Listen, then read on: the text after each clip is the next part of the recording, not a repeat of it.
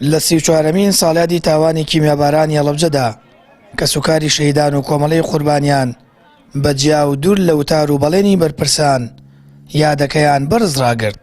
کەسوکاری شەهیدان دەڵێن لەو پەڕی ناومێدیدا یادی شەهیدبوونی یازیزانیان دەکەنەوە. نۆ مناڵمان شەهیدە، هەتا ئێستا هیچیش بۆ شەهیدان و کیمیاباران نەکراوە، هیچیان بۆ نەکردوین. معاشێکمان ئێمە نۆ مناڵمان تیا چووە یەک معاشمان هەیە، دوای ئەوەش هەمووی کیمیاباران محتاجە و هیچیشی بۆ ناکەن. تا ئێستا هیچ بۆ کورد نەکراوە. کاکبات پار هەرچی شتی ماڵ ئەو عەرزەمان بۆشە نەکراوەتەوە لەو ساڵەوە. نۆ مناڵم تیا چوو هێشتا عەرزەکەمان نەکراوەتەوە. هەموو کەس نیگەران نەمۆزعە.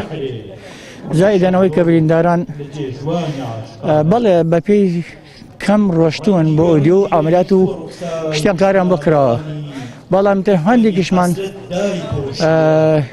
کارێکی ئەمە بۆ نەکراوە. من حالیان لەسەر حسابی خۆم ڕۆشتم ئامەلاتم کردوونی چاو. بەوەی پشتگوێخستن و ئاوردنەدانەوە لە هەڵەبجە و بەدەمەوە نەچوونی برینداران و کەسوکاری شەهیدان لەلایەن حکوومەتەوە مەڵبەندی هەڵەبجەی کۆمەڵی دادگەری بایکۆتی یادەکەی حکوومەتی کرد و هاوشانی کەسوکاری شەهیدان یادەکەیان بەرز ڕاگرت. ئەو یادەی کە حکوومەت وەکو مەراسیمێکی ساڵانەی خۆی بەڕێیەکە بە جیاواز دەوێت لە بەردەم مۆنیمنتی لە بەردەم کۆمەڵی قوربانیانی هەڵەبجە ئەم بەشداری ئەم یادەمان کردەوە وەکو ناڕازیەک بەرامبەر ئەو بەڵێنە ناڕاستانەی کە ساڵانە حکوومەت بە خەڵکی هەڵەبجەی دەدا. ئەندامێکی پەرلەمانی کوردستان دەڵێت هەردوو حیزبی دەسەڵاتدار لە ئاست گەورەی قوربانیدانی هەڵەبجەدا نەبوون و خزمەتیان بە شارەکە نەکردووە. دەژڵێت هەفتەی داهاتوو پرۆژە یاسایەک بۆ خزمەتی هەڵەبجە پێشکەش دەکات.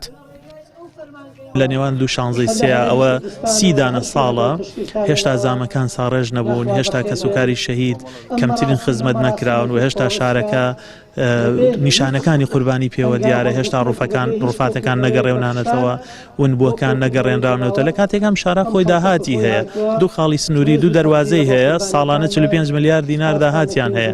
تەنها داهاتی 3 ساڵی ئەو دوو خاڵە سنووریە بەسە بۆ ئەوەی هەڵەبجە بکەیتە شارێکی بەدڵنیاییەوە. ئێمە هەم لەسەر فشار بەردەوامە بین و هەم ئێستا پرۆژە یاسایەکشم لە بەردەستە بۆ چۆنیەتی مامەڵەکردن و چارەسەرکردن و ئیمتیازی بریندارانی چەکی کیمیایی شەڵا لە هەفتەی داهاتوە پێشکەش بە پەرلەمانیەکە.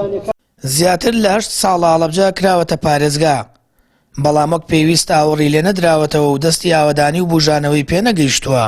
شارەکە ئەگەرچی کراوە بە پارێزگا، بەڵام حکوومەت لە گشت سێکتەرەکان پشتگوێی خستووە و سیمای پارێزگای پێوە دیار نییە.